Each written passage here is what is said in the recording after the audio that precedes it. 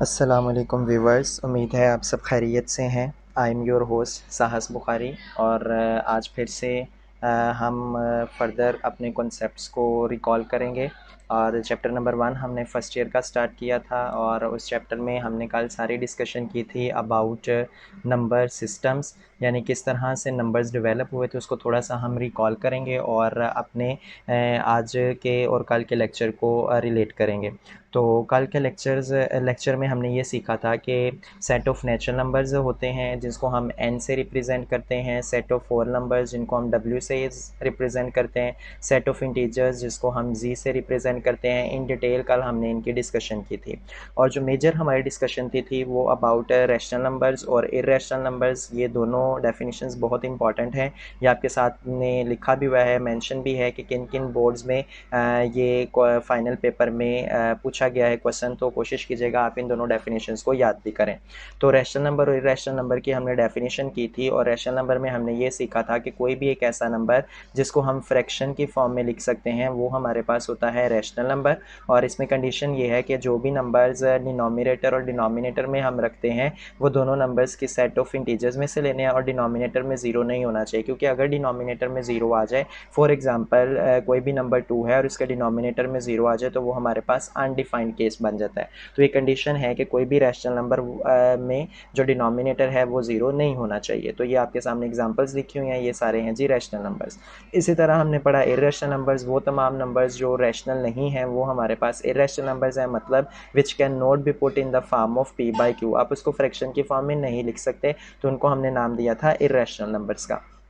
अब जैसे आपके सामने है square root 2, square root 3, square root 15, square root 5/6, ये सारे हमारे पास इर्रेशनल नंबर है। और इसके कल हमने बाकायदा डिस्कशन की थी कि square root 2, square root 3, square root 5 ये सारे हमारे पास कैसे नंबर हैं, ये प्राइम नंबर हैं। तो हमने ये सीखा था कि कोई भी square root n where n belong to any prime number वो हमेशा से एक इर्रेशनल नंबर को रिप्रेजेंट करता है। तो सेट ऑफ प्राइम नंबर्स हमने पढ़े थे जो सेल्फ डिवाइज़र होते हैं, यानी जिनका डिवाइज़र 1 होता है या वो खुद होते हैं। तो सेट ऑफ प्राइम नंबर्स हमने क्या पढ़े थे, सेट ऑफ प्राइम नंबर्स में आपके लिए यहाँ पे लिख रहा हूँ set of prime numbers.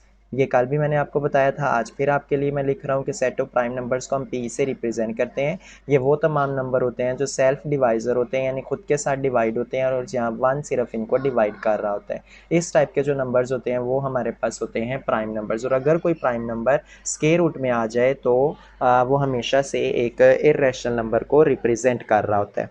Further इस कॉन्सेप्ट को हम आगे लेके चलते हैं। रैशनल नंबर्स के बाद हम पढ़ेंगे अभी रियल नंबर्स। अब रियल नंबर्स हमारे पास क्या है, real number is the union of rational and irrational, यानी तमाम रैशनल और इर्रेशनल नंबर को अगर आप कंबाइन कर लें तो जो आपके पास बड़ा सेट बनेगा, मेजर सेट बनेगा, उसे हम नाम दे देते हैं सेट ऑफ रियल नंबर्स का। मज़ीद आगे चलते हैं, ये मैं भी सिर्फ कल वाले कॉन्सेप्ट आपके साथ रिवाइज़ कर रहा हूँ। इसके बाद हमने सीखा था जी डेसिमल रिप्रेजेंटेशन। डेसिमल रिप्रेजेंटेशन में क्या है कि अगर कोई नंबर फ्रैक्शन में है वो रैशनल हो भी सकता है, वो नहीं भी हो सकता, तो वो रैशनल है या इर्रेशनल है उसके लिए हम क्या करते हैं, उसको प्रॉपर डिवाइड करते हैं और उसका डेसिमल पार्ट यानी कि जो पॉइंट के बाद वाले डिजिट्स हैं उस पर फोकस करते हैं, वहाँ से हम जज कर सकते हैं। तो सबसे पहले जी हमारे पास है terminating decimal. Number 1 terminating decimal हमारे पास कैसा डेसिमल होता है जिसके डेसिमल पार्ट यानी पॉइंट के बाद जो डिजिट हैं वो क्या हो, फाइनाइट हो, उसे हम नाम दे देते हैं टर्मिनेटिंग डेसिमल का। जैसे ही आपके सामने एग्जांपल है 0.25 यानी पॉइंट के बाद दो डिजिट हैं 2 और 5 और ये फाइनाइट डिजिट है और ये कैसा हुआ, टर्मिनेटिंग डेसिमल। तो हर टर्मिनेटिंग डेसिमल जो सा है वो रिप्रेजेंट कर रहा होता है एक रैशनल नंबर को। इसी तरह हमारे पास है जी recurring decimal number 2। Recurring decimal क्या होते हैं कि जिसमें number of digits decimal part के बाद जो उनसे हैं वो रिपीट हो रहे होते हैं, तो उसको हम नाम दे देते हैं रिकरिंग डेसिमल का। अब रिकरिंग डेसिमल की एग्जांपल, ये एग्जांपल नंबर 3 आपके सामने है 2.3 बार, मतलब कि पॉइंट के बाद जो 3 है ये बारहा खुद को क्या कर रहा है, रिपीट कर रहा है, और ये हमारे पास कैसा डेसिमल है, रिकरिंग डेसिमल। और हर रिकरिंग डेसिमल भी एक रैशनल नंबर को रिप्रेजेंट कर रहा होता है। Both terminating and recurring decimal can be B converted into the common fraction, so they represent a rational number. और इसका उलट अगर हम कर लें कि अगर कोई नॉन टर्मिनेटिंग हो या नॉन रिकरिंग हो तो वो कैसा होगा, नॉन टर्मिनेटिंग, नॉन रिकरिंग, ये आपके सामने है, मैं बुक आपके साथ शेयर कर रहा हूँ। ये लिखा हुआ है जी non terminating and non recurring. तो जो टर्मिनेट भी नहीं है यानी उसका डेसिमल पार्ट फाइनाइट नहीं है, नॉन रिकरिंग यानी उसमें पॉइंट के बाद कोई डिजिट रिपीट भी नहीं हो रहा, उसको आप फ्रैक्शन में कन्वर्ट नहीं कर सकते, can not be converted into the fraction. So जो भी नॉन टर्मिनेटिंग और नॉन रिकरिंग डेसिमल होगा वो किसको रिप्रेजेंट करेगा, वो एक इर्रेशनल नंबर को रिप्रेजेंट कर रहा होगा। आपके सामने यहाँ पे एग्जांपल है, एग्जांपल नंबर 50.01 001 001 001। इसमें आप देखें कोई रेगुलर पैटर्न नहीं है, पहले 1 0 आ रहा है, फिर 2 आ रहे हैं, फिर 3 0 आ रहे हैं, फिर पहले 1 0 के बाद 1 आ रहा है, फिर 2 0 के बाद 1 आ रहा है, फिर 3 0 के बाद 1 आ रहा है। तो ये हमारे पास कैसा डेसिमल है, ये नॉन टर्मिनेटिंग है क्योंकि ये आगे चलता जा रहा है, इसका फाइनाइट डेसिमल पार्ट नहीं है, और ये नॉन रिकरिंग है और एक खास पैटर्न से खुद को रिपीट भी नहीं कर रहा। तो जो भी non terminating non recurring decimal होता है वो हमेशा से एक इर्रेशनल नंबर को रिप्रेजेंट कर रहा होता है। तो ये बहुत सारे एग्जांपल्स आपके सामने हैं, आपकी बुक में भी ये एग्जांपल नंबर 1 से ही है, तो आप कोशिश कीजिएगा कि इसको वहाँ से देख लें। जी स्टूडेंट्स, तो अब हम करते हैं एग्जांपल नंबर 2। अभी मैं रिसेंटली आपको बता के आया हूँ कि कोई भी प्राइम नंबर अगर स्क्वायर रूट में आ जाए तो वो हमेशा कैसा नंबर होता है, इर्रेशनल नंबर। तो प्राइम नंबर स्टार्ट होते हैं 2 से। तो अब हम पहले प्रूफ करने लगे हैं कि स्क्वायर रूट 2 हमारे पास एक इर्रेशनल नंबर है। तो स्क्वायर रूट 2 हमारे पास एक इर्रेशनल नंबर है। इसको प्रूफ करने के लिए हम कंट्रावर्सी स्टेटमेंट लेंगे, यानी हम इसको कंट्रेरी, उलट सपोज करके इसको प्रूफ करेंगे।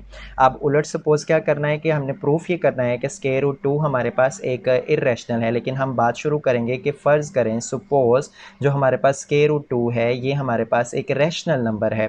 अगर स्क्वायर रूट 2 एक रैशनल नंबर है, it means that this square root 2 can be put in the form of p by q। कि अगर स्क्वायर रूट 2 रैशनल है तो हम उसको फ्रैक्शन की फॉर्म में लिख सकते हैं। अगर हमने इसको फ्रैक्शन की फॉर्म में लिखा है तो इसका मतलब ये हुआ कि ये p और q जो होंगे ये सेट ऑफ इंटीजर्स यानी सेट ऑफ z से लिए जाएंगे और q 0 नहीं होगा। अच्छा, पहले जो हमने भी डेफिनेशन पढ़ी है रैशनल नंबर की कि इसको सिर्फ फ्रैक्शन की फॉर्म में लिखा जाता है, लेकिन इसकी खास प्रॉपर्टी ये भी होती है कि हर वो नंबर रैशनल होता है जिसमें कॉमन डिवाइज़र 1 होता है, न्यूमरेटर का और डिनोमिनेटर का। जैसे मैं इस एग्जांपल इस तरह से आपको देता हूँ कि यहाँ पे अगर मैं लिख लेता हूँ 9/12, ये आपके पास एक नंबर है, ये फ्रैक्शन में है, लेकिन बच्चे ये रैशनल नंबर नहीं है। ये रैशनल क्यों नहीं है? क्योंकि 9 को हम लिख सकते हैं 3 × 3 और 12 को हम लिख सकते हैं 3 × 4, यानी इनका जो कॉमन डिवाइज़र है वो क्या आ रहा है, 3 आ रहा है। और हमने कंडीशन ये लगाई है कि रैशनल नंबर में कॉमन डिवाइज़र जो सा है वो क्या होता है, 1 होता है। तो जब तक ये 3 से कैंसिल नहीं हो जाता तब तक जो सा है ये रैशनल नहीं बन सकता। तो इसी कॉन्सेप्ट को हमने आगे फर्दर एट द लास्ट भी यूज़ करना है, इसलिए मैंने ज़रूरी समझा कि आपको यहाँ पे समझा दूँ कि कोई भी जो रैशनल नंबर जो फ्रैक्शन में होता है उसमें फ्रैक्शन के होने के साथ साथ एक कंडीशन ये भी होती है कि उनमें कोई भी कॉमन डिवाइज़र नहीं होना चाहिए सिवाय 1 के। p/q ब्रैकेट मीन्स कि उनका जो कॉमन डिवाइज़र है वो क्या होना चाहिए, 1। मतलब ये है कि वो ऐसा नंबर होना चाहिए जो लोएस्ट फॉर्म में हो। लोएस्ट फॉर्म का मतलब ये है कि वो ऐसा नंबर हो जो फर्दर डिवाइड ना हो रहा हो किसी टेबल पे। तो ये बाकायदा उसकी प्रॉपर डेफिनेशन होगी रैशनल नंबर की। तो अगर स्क्वायर रूट 2 रैशनल है तो हमने उसको फ्रैक्शन की फॉर्म में लिख लिया, क्यों यहाँ पे मल्टीप्लाई हो रहा है, डिवाइड हो रहा है सॉरी, तो इसको हम उधर शिफ्ट करेंगे तो ये क्या हो जाएगा, मल्टीप्लाई हो जाएगा। जी स्टूडेंट, फर्दर हम इसको आगे प्रोसीड करते हैं। तो हमने अभी लिख चुके हैं p is equal to square root 2 q।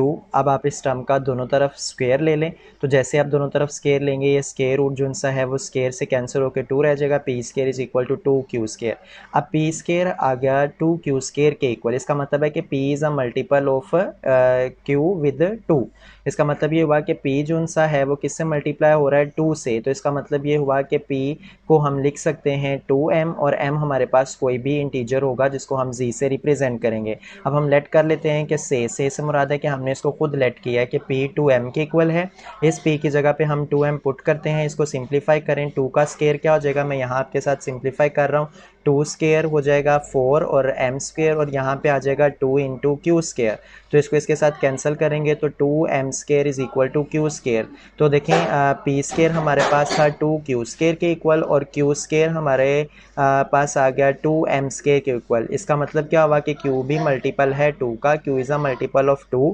तो व्हाट डज़ इट मीन्स कि P का जो कॉमन डिवाइज़र है वो भी 2 है और Q का जो कॉमन डिवाइज़र है वो भी 2 है और P Q का कॉमन डिवाइज़र आ गया 2 के इक्वल। तो ये तो कंट्राडिक्शन आ गई। कंट्राडिक्शन से मुराद है कि हम ये बात सपोज करके चले थे कि जो इनका कॉमन डिवाइज़र है वो क्या होगा, 1 होगा, लेकिन सोल्यूशन करते करते इसका कॉमन डिवाइज़र क्या आ गया, 2 आ गया। तो जो स्टेटमेंट हमने शुरू में स्टार्ट में सपोज की थी, ये उसको क्या कर रही है, कंट्राडिक्ट, गलत प्रूफ कर रही है। इसका मतलब ये हुआ कि आपने गलत चीज़ शुरू की है और आपका आंसर भी गलत आ गया, तो इसे हम कहते हैं कंट्राडिक्टरी प्रूफ। तो इसका मतलब ये हुआ कि ओवर सपोजिशन इज़ रॉन्ग और यहाँ से स्क्वायर रूट 2 का प्रूफ हो गया कि वो इर्रेशनल नंबर है। यानी इसकी समरी कुछ इस तरह से है, जैसे एग्जाम्पल नंबर 3 है, इसमें मैं आपको समरी बता रहा हूँ पिछले एग्जाम्पल की, कि जो भी नंबर होगा जिसको आपने इरेशनल प्रूफ करना है, हम उसको लेके चलेंगे कि वो रैशनल है, और रैशनल है तो उसको फ्रैक्शन में लिख देंगे। फ्रैक्शन में लिखने के बाद जो भी आपका आंसर आएगा उसका आप स्क्वायर ले लें और स्क्वायर से आपको पता चलेगा कि उसमें कोई कॉमन मल्टीपल आ रहा है। वो कॉमन मल्टीपल आप खुद से लेट करेंगे और वो कॉमन मल्टीपल, जैसे इस एग्जाम्पल में 3 आ रहा था तो उन्होंने कॉमन मल्टीपल ले लिया 3m, वो इसके अंदर पुट किया तो q का आंसर आ गया 3m स्क्वायर। यानी p में भी 3 आ गया, q में भी 3 आ गया, तो कॉमन डिवाइज़र क्या आ गया, इनका 3 आ गया। और बात हमने कहाँ से शुरू की थी कि इनका जो कॉमन डिवाइज़र है वो क्या है, 1 है। बात हमारी ये है कि वो 1 है, आंसर हमारे पास आ गया 3 है। तो इसका मतलब ये हुआ कि हमने ये खुद से गलत सपोज किया था कि ये रैशनल है, तो आंसर भी गलत आ गया, which is a contradiction. Then our supposition is wrong, hence prove that this is an irrational number. तो इस तरह से आप किसी भी प्राइम नंबर को प्रूव कर सकते हैं कि वो इर्रेशनल है बाय यूजिंग कंट्राडिक्टरी स्टेटमेंट। तो बच्चे आज का लेक्चर हम यहाँ पे ही एंड करते हैं। एग्जाम्पल नंबर 2 और एग्जाम्पल नंबर 3 आपकी बुक में भी ये सोल्व है, तो यहाँ तक आप इसको स्टडी कीजिएगा। अगर कोई क्वेश्चन हो आप कमेंट बॉक्स में ज़रूर पूछेगा, आपके क्वेश्चन का आंसर ज़रूर किया जाएगा। आज के लिए इतना ही, अपना ख्याल रखिएगा। अल्लाह हाफिज़।